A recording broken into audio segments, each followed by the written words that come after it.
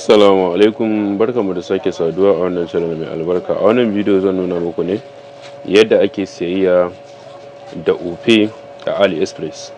Kamar yadda kuka sani, duk abin da zaka saya da a AliExpress sai ka bi ta hanyar amfani da virtual dollar card.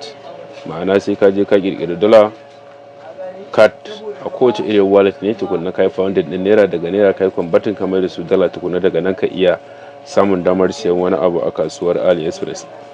To kamar da yadda kuke gani a yanzu an samu sauƙi ta hanyar ba da dama da aka ka iya payment da amfani da Opay account domin ka gudanar da siyayyarka a manhajar AliExpress. So abu na farko dai da ake bukata shine idan kana da AliExpress already a wayarka, to shi wannan update na siyayya a AliExpress ta hanyar amfani da Opay bai zama stable ba. Ma'ana akan iya gani a wani bashin din, akan iya gani a wani bashin din babu. Misali kamar yanzu ni ga AliExpress ɗin old bashin ne nake da shi, to a yanzu haka ina da Opay a kai, zan iya siyan kaya ta hanyar amfani da Opay.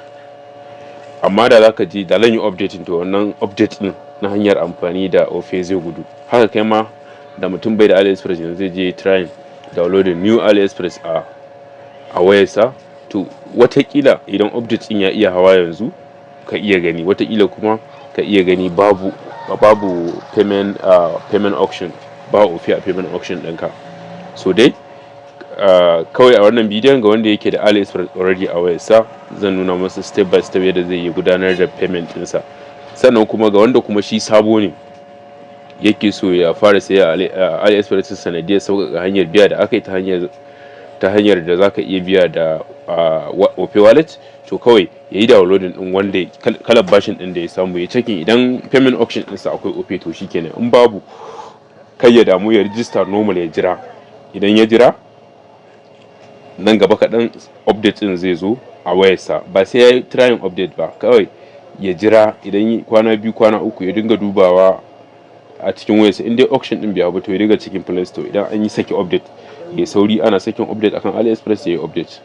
So dai ba tare da ɓata lokaci ba, yadda za ka yi biya abu, misali yanzu kamar yanzu wannan abun na shigo shi kamar haka, ina so in siya, gashi na an sa naira 4,827.61. wannan shine dai farashin shi wannan abu, ga price din nan anan. Sannan ga abun nan, wannan kamar yama za a ce ne, kamar folder ne, ko za a iya cewa type C, USB, micro SD, light YY, OTG converter, multi storage box kenan. Gashi nan za ta iya daukan ma mini cable, za ta daukan ma OTG da kuma OTG type C da kuma OTG USB, duka dai gasu nan. To ala misali wannan abin kake so ka siya, kamar dai yadda wanda ya saba siya a AliExpress, idan kai adin abu to cart zai tafi cart ɗinka ne. Bayan kai adin to cart, akwai wanda zai baka dama kai siyayya direct. Misali yanzu mai bari shiga wannan, for example kaga bayan ya fito, to kawai a irin wannan siyayya ka irin wannan ce, to aka danna bayan ne. In ka danna bayan, kai selecting ɗinka da abin da kake so, sai ka danna continue. Kana danna continue, nan gurin ni na riga na yi selecting Opay ne. Let me show you. Nan gurin ni na riga na yi selecting Opay ne, shi saboda a payment mode na Opay ya hau.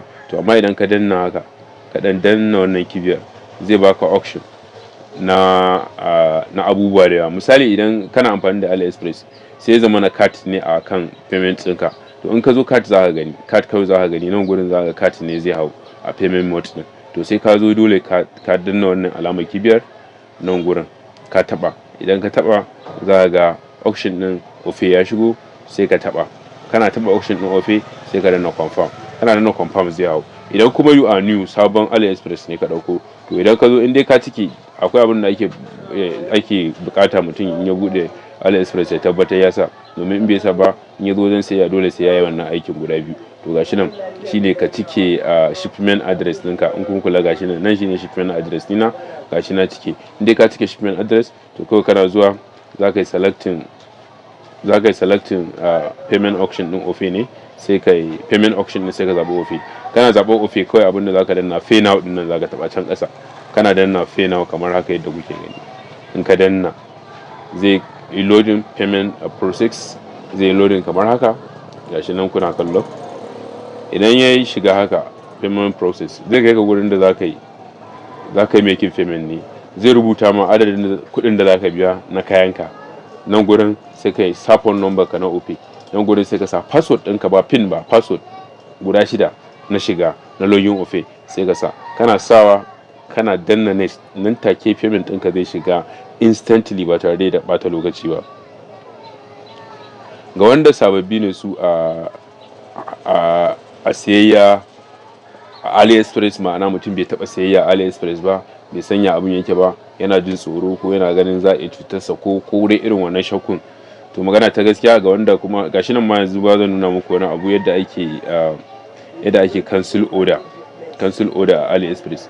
Misali idan kai attempt za ka sai order sai ka fasa, to za ta zo nan to pay, ba ta pending anan har sai ka zo ka yi complete transaction a cikin 19 days. Idan baka wannan payment din ba, wannan order za ta yi cancel automatically. To idan kuma kai kake so kai cancel ɗinta da kansa, to za ka zo nan ne bayan kai attempt order, za ka zo account ɗinka ne, gashi nan to pay guda ɗaya, nan shipment ne, nan kayan da na siya ne wanda suke kan hanya, gashi nan shipment suke kan hanya wasu, wannan su ne kayan da na siya duka, gasu nan kuna kallo na siya abu 6 nan gurin.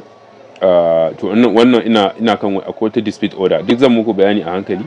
Akwai dispute order da nake da ita wanda ban yi trust din kamfanin ba, sai na dan yi appeal. Kar ku ji na ce appeal ko refund abin ya tsorata ku. Order a duk wani online platform wanda ka san trusted online platform ne, gaskiya baka da wata matsala ta tsoro ko ta fargaba ko ta za a cuce ka, za a damfare ka. Abu ɗaya ne na musamman da ya kamata kowa ya kula da shi. Duk wanda yake amfani da AliExpress ya kula da wannan. In ma kana yi ka kula da shi, in kuma ba ka yi yanzu za ka fara, to da Allah ka daure ka nutsu ka fahimci abin da zan faɗa maka a wannan bidiyon, domin zai taimake ka, dole zai taimake ka. Kowane irin abu za ka siya a AliExpress shine kawai. Yanzu dai na yi pending payment. Yadda ake cancel pending payment, ma'ana kai attempt za ka sai abu bai ba ko kuɗin ka ba su kai ba ko wani abu ne bai ba, to za ka gan shi ya zo nan. In kana so ka sake zuwa ka sai abin, to za ka zo taɓa kan account ɗinka ne a ƙasan menu option na AliExpress. In ka taɓa sai ka zo nan sai ka zo nan to pay, nan gurin gashi nan to pay, sai ka taɓa, za ka ga order, sai ka taɓa kanta. In ka taɓa kanta za ta kawo ka nan option, sai ka taɓa menu option na hannun hagu na ɗin nan, gashi nan cancel order, gashi nan na taɓa nan gurin, gashi nan na taɓa gurin ga cancel order nan, sai ka taɓa cancel. Kana taɓa cancel order, nan order za ta yi cancel, za ta fita daga kan pending ɗinka, ta zama ba pending ba, ma'ana ka fita daga ita. Za ka faɗi reason me yasa, sai ka ce kawai maybe I want change, no, za ka iya sa kamar irin I want change this order, ina so in canza wannan order ne, kawai ka sa haka zai wadatar. Kawai ka submit, ka confirm, shikenan kai cancel wannan order ta yi cancel sosai. Shikenan daga ka danna wannan confirm din, shikenan wancan order taka pending payment ɗinka zai cancel automatically. Kawai kana yin ba ka zo kai refreshing, za ka ga babu shi. So abinda nake so mutane su lura da shi kenan idan suka zo siyayya AliExpress shine, misali akwai abin lura. Misali for example kamar zan sayi wannan rigar, wannan fashion rigar ta matan nan gata nan. Misali wannan rigar nake so in siya a AliExpress, to abinda ake so ka siya kafin ka sayi rigar nan, abinda ake so ka tabbatar da shi shine duka dai rubuce-rubucen da suka ka karanta farashin yama, ka zo ka kalli shipment, free shipping ne ko yaya, duka kalla. In duka wannan order ta ma, to gaskiya ina buƙatar duk wani abu da zaka siya ka zo ka dinga duba review. Duk kalar kayan da zaka siya a wannan manhajar, da buƙatar in ka shigo kan order ka taɓa wannan gurin, ga wani guri nan nayi makin an rubuta review. A nan ne zaka ga waɗanda suka sai kayan wani irin report suke bayarwa akan kayan, shin kayan good quality ne, masu kyau ne ko marasa kyau ne. Idan ka shigo kan order kowane kamfani, kawai sama zaka tura.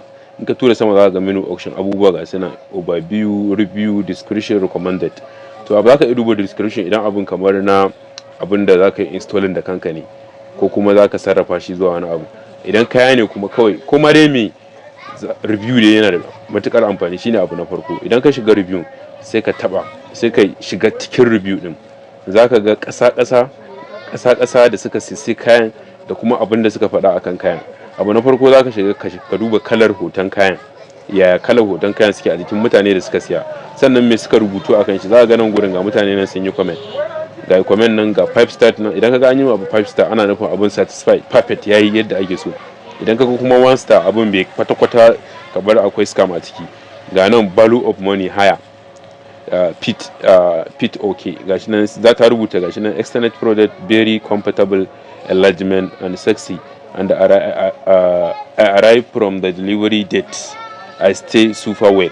To dai ita abin yayi mata nan gurin ma idan ka kalla review din wannan ka kalli abun da ta rubuta, the dress is very beautiful why gashi nan ne ta yabe shi sosai, gashi kuma quality ta sa not bad, to kawo quality rigar yayi, value of money medium, gashi nan kowa yana faɗar ra'ayinsa akan review din kalar kayan, kuɗin tsadar kayan yayi ko bai ba, quality kaga idan ka duba quality, idan quality kake so gashi nan duk grade ake cewa, can an ce good can an ce not bad, to kaga quality kayan duka ba su da wata matsala. To wannan abun ya dace ka siya idan mutum ya burge sa, kalar kayan ya kamata mutum ya siya.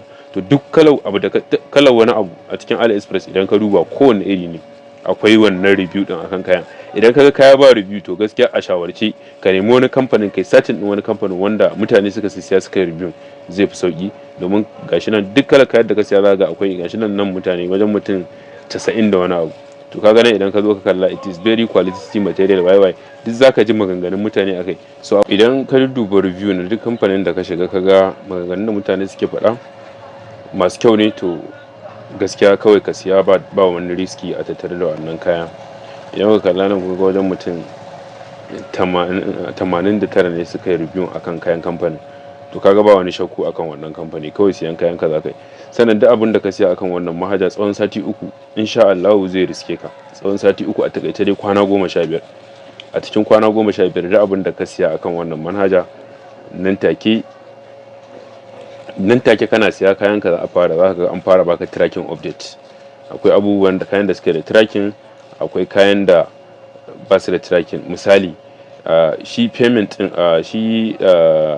ana iya samun wani kamfanin daban ya iya ma shipment din kayan ka ba AliExpress kamfanin ba. Misali akwai kamfanonin da suke shipment bayan na manhajar AliExpress, to idan wani kamfanin daban ya daukan maka kaya to gaskiya update ɗinka zai dinga samun tangarda, ba ka samu correct update ba akan tracking import ɗinka, dole sai dai ka hakuri har sai an kira ka. Amma idan AliExpress ne suka dauko maka kaya zaka dinga ganin duk inda kayan ka suke tracking akan kari, za a dinga ma notification kayan ka suna kaza. Idan har duk kayan da zaka siya akan wannan manhaja zaka shiga review ka duba maganganun mutane, to gaskiya mutane ba sa faɗa ƙarya, sannan kuma ba a canja quality ɗin kayan.